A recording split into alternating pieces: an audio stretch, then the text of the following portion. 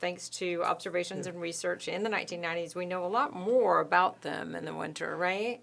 And tell us about this special bird in Roswell, Georgia on the Christmas Eve. Yeah, when I was really getting the hummingbirds, I think more years than I like to talk about, but we had at a retail store, put a hummingbird feeder out the back.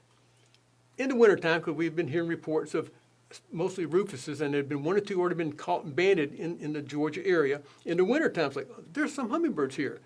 We only knew of the one, the rufous hummingbird, and had been trapped and banded and positively identified. So I said, put the feeder out. Let's see what happens.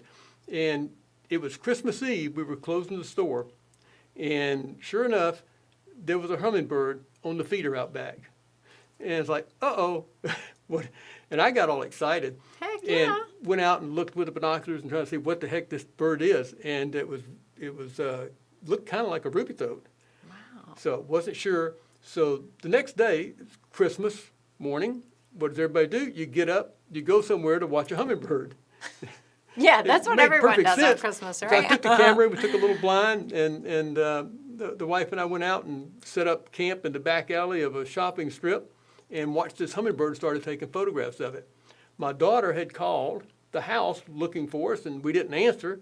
She got worried about it. Only you, Richard. She decided to drive over to the store and see if we perhaps were there, laying on the floor or whatever.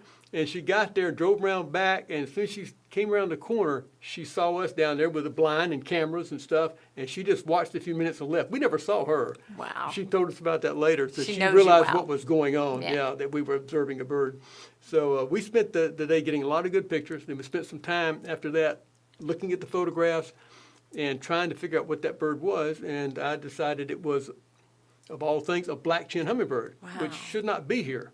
Really? It was an immature male black-chin hummingbird. So that got a lot of things stirred up. Like, this is not just a rufous that there'd been a few of. This was something entirely different. So it did cause a stir. A lot of people came out to see it. Of course, it was captured and banded by Bob Sargent out of Alabama, who was master bander, had a permit for the federal government to do this. And so Bob and I became friends after that. But that got me started really into the hummingbirds in the wintertime and what's going on with them. And many years of study after that. And definitely leave your feeders out all winter, right? Absolutely. And the old thing about leave the feeders, they'll stay there and freeze to death when the winter comes, it doesn't work that way. They know when to move.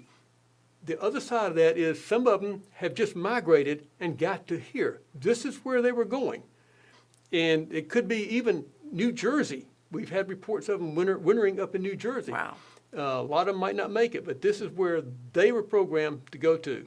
And whether it be South Alabama, mid-Georgia, or Tennessee. So put the feeder out in the wintertime and see if you see a bird. If you do, report it to your local wild bird store or the Audubon Society, because somebody might want to come out and do some research, capture the bird, tag it with a little band so they can see if it comes back every year. A lot of things have been learned since the tagging program begun 20 years ago or more now. Wow. And I'm sure a lot of it's been from you.